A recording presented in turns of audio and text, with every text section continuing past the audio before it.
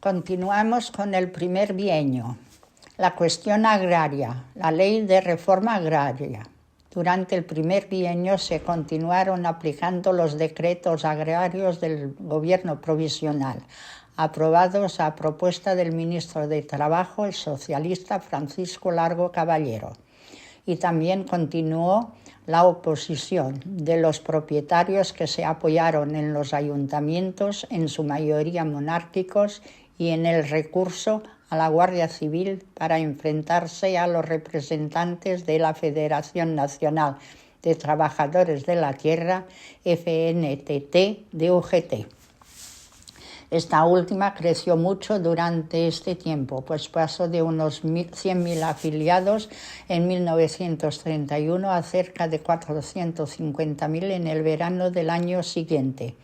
hasta constituir casi la mitad de los afiliados de toda la UGT, siendo la mayoría de los nuevos afiliados campesinos sin tierras, que se sentían agradecidos a los socialistas porque estos les habían dado su primera oportunidad de hacer oír su voz a la hora de negociar con los propietarios. Lo mismo sucedió con las organizaciones de propietarios agrarios, ya que a la antigua Confederación Nacional Católica Agraria se sumó en 1931 la agrupación de propietarios de fincas rústicas y en marzo de 1933 la Confederación Española Patronal Agrícola, en cuyo manifiesto fundacional se decía: el socialismo es el enemigo, él y sus aliados, él y sus colaboradores. De estas organizaciones saldrán muchos de los dirigentes de la futura CEDA. La ley de la reforma agraria. Después del rechazo de dos anteproyectos de ley de reforma agraria en marzo de 1932, un tercero elaborado por el equipo del ministro de Agricultura, el radical socialista Marcelino Domingo, fue tomado como base del debate en las Cortes, pero la discusión del proyecto de ley se fue alargando y se habría prolongado aún más de no haberse producido el intento de golpe de Estado encabezado por el general Sanjurjo el 10 de agosto de 1932, que al ser derrotado dio al gobierno el impulso definitivo para la aprobación de la ley. La reforma agraria finalmente aprobada consistió en la expropiación con indemnización, excepto las tierras de la nobleza que fueran grandes de España, por su supuesta implicación en la sanjurjada, de las tierras de la España latifundista, Andalucía, Extremadura, al sur de la Mancha y la provincia de Salamanca, incluidas en los apartados que señalaba la base quinta de la ley, que contemplaba 4 tipos de tierras expropiables: los señoríos jurisdiccionales, las tierras mal cultivadas, las sistemáticamente arrendadas y las que estaban en zonas de riego y no hubieran sido convertido en regadío. Así pues, la ley de la reforma agraria establecía la expropiación con indemnización de las grandes fincas que no fuesen cultivadas directamente por sus dueños, así como las incultas y las de regadíos no regadas, para ser repartidas entre familias de campesinos y entre colectividades de agricultores. Para llevar a cabo la redistribución de las tierras se creó el Instituto de Reforma Agraria, IRA, del que se dependían las juntas provisionales y las comunidades de campesinos. Se otorgó al Instituto un crédito anual de 50 millones de pesetas y se proyectó asentar anualmente de 60 a 75.000 campesinos. El mecanismo de actuación fue el siguiente: las tierras expropiadas o confiscadas pasaban a ser propiedad del instituto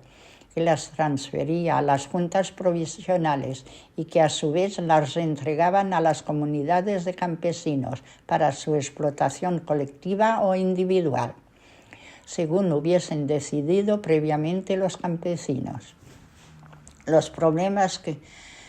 se presentaron para la realización de esta labor fueron numerosos y graves, sin contar con la oposición de los terratenientes expropiados o confiscados, el carácter exclusivamente burocrático del instituto, la falta de datos para conocer las tierras pertenecientes a un mismo dueño, la falta de estudios previos sobre la calidad y rendimiento de las tierras, la exclusión de las tierras de pasto con las que se marginaba la ganadería. A pesar de todo,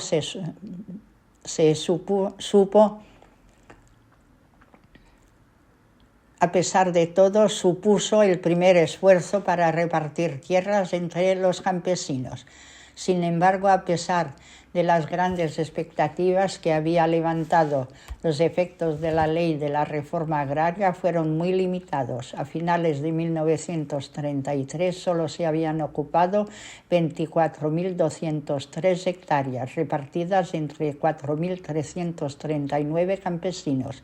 a los que habría que añadir otros 3.000 o 4.000 en las tierras previamente expropiadas a la grandeza. La razón principal de este fracaso en la aplicación fue que el Instituto de Reforma Agraria, IRA, que era el organismo encargado de aplicar la ley, fue dotado de unos recursos humanos y económicos insuficientes, debido a la falta de dinero de la hacienda pública y al boicot que realizó la banca privada, vinculada familiar y económicamente a los terratenientes, al Banco Nacional de Crédito Agrícola, creado por la ley para financiar la reforma. La lentitud de la aplicación de la ley se intentó paliar con una medida complementaria, que fue el Decreto de Intensificación de Cultivos de 22 de octubre de 1932, que permitía la ocupación temporal de fincas de tierra de labranza que hubiesen dejado de ser arrendadas a cultivadores y se hubiesen dedicado solo a la ganadería en la mitad sur de España, Extremadura fundamentalmente. La medida afectó a 1.500 fincas en 9 provincias, unas 125.000 hectáreas, y dio trabajo a 40.108 familias, sobre todo extremeñas, cuyos miembros se encontraban en paro. El fracaso de la reforma agraria fue una de las causas principales de la aguda agitación social del periodo 1933-1934, porque el anuncio de la reforma hizo creer a muchos jornaleros en una rápida entrega de tierras, que finalmente no se produjo, por lo que pronto se sintieron decepcionados. Esto llevó a la radicalización de la Federación Nacional de Trabajadores de la Tierra, FNTT, de UGT, coincidiendo así con la CNT, que desde el principio había combatido una reforma agraria que, según ella, consolidaba el modelo capitalista en el medio rural e imposibilitaba el que se produjeran una verdadera revolución. Al otro lado del espectro político, la reforma agraria unió a los tradicionales sectores sociales dominantes en el agro y contribuyó en grado similar o incluso superior a la cuestión religiosa a consolidarlos como bloques de oposición al régimen republicano. Ya en agosto de 1931 crearon la Asociación Nacional de Propietarios de Fincas Rústicas en defensa del legítimo derecho de propiedad y valiéndose de las viejas redes caciquiles y la apelación continua a la intervención de la Guardia Civil, boicotearon la aplicación de los decretos agrarios. Asimismo, en las Cortes, la minoría agraria realizó una aparatosa obstrucción a los debates de la ley que contribuyeron notablemente al retraso de la aprobación. La oposición a las políticas del gobierno social hazañista, los republicanos de centro-derecha.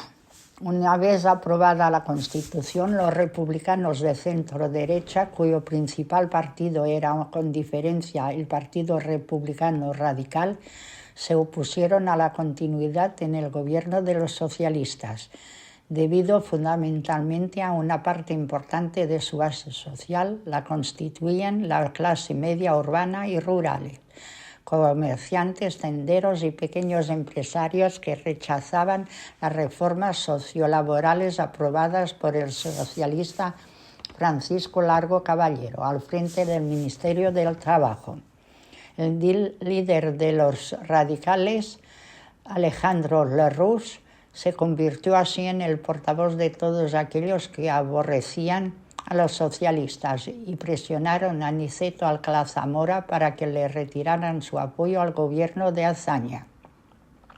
Que se fueran los socialistas se convirtió en el grito unánime de empresarios y patronos en la primavera y verano de 1933, cuando la crisis económica y el paro llegaban a su punto más alto y la CNT centraba sus huelgas y movilizaciones contra los jurados mixtos,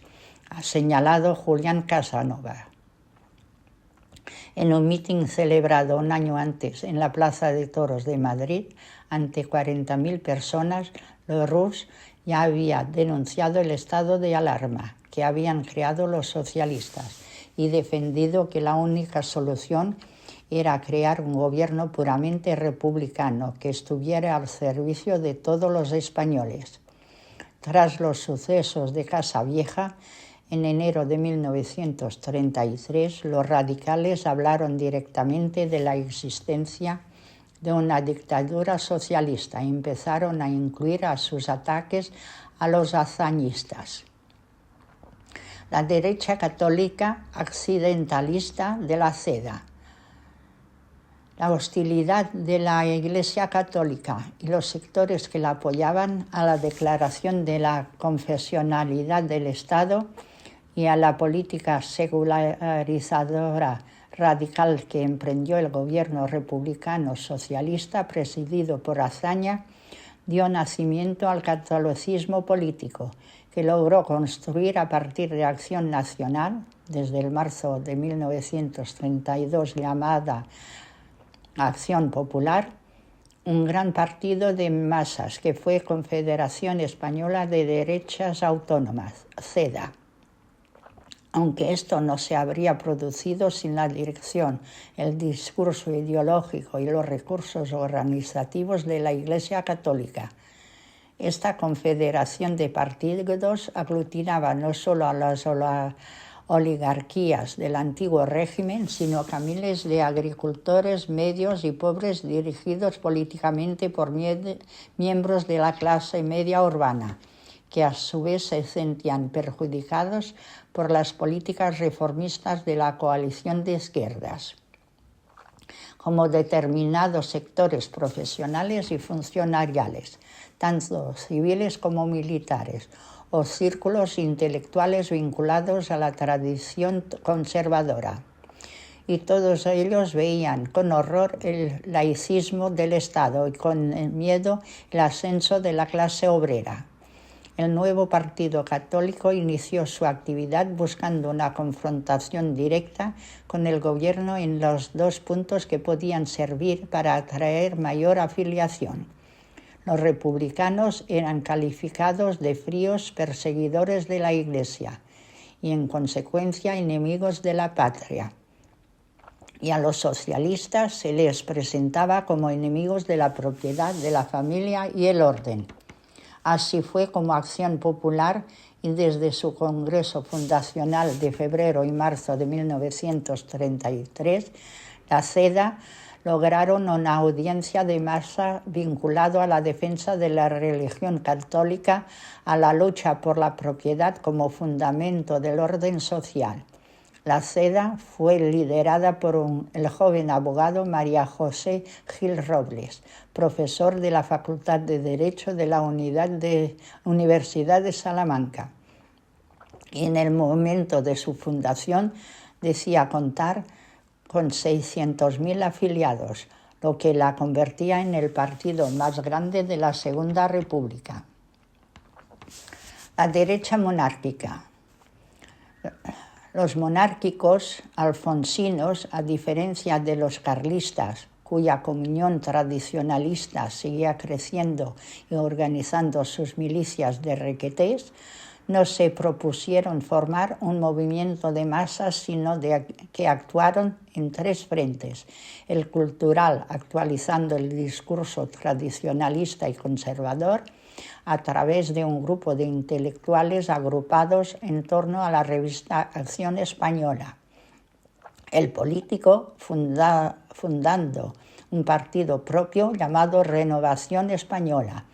que intentará formar un frente antirrepublicano con el naciente fascismo español;